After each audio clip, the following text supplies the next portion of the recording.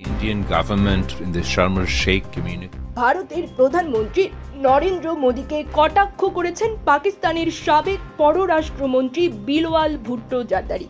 তিনি বলেছেন নরেন্দ্র মোদী বেনিয়ামিন নেতানিয়াহুর সস্তা ভার্সন। আরও বলেন ভারত এখন ইসরায়েল থেকে অনুপ্রেরণা নিচ্ছে। মোদী নিজেকে নেতানিয়াহুর মতো প্রমাণ করার চেষ্টা করছেন, কিন্তু তিনি তার ধারে কাছেও নেই।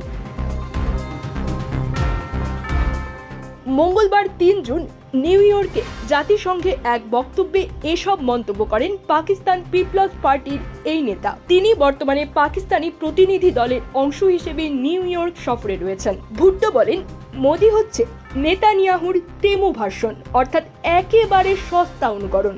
আমরা ভারতের সরকারকে আহ্বান জানাই তারা যেন এমন নেতিবাচক উদাহরণ থেকে অনুপ্রেরণা না নেয়।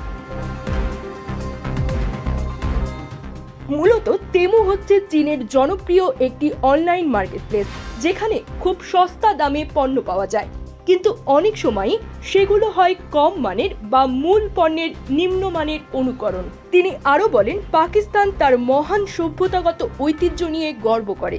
আমরা সিন্ধু সভ্যতার উত্তরাধিকারী। মহেঞ্জোদারো আমার নির্বাচনী এলাকার কাছেই। ভারতও এই ঐতিহ্য নিয়ে গর্ব করে।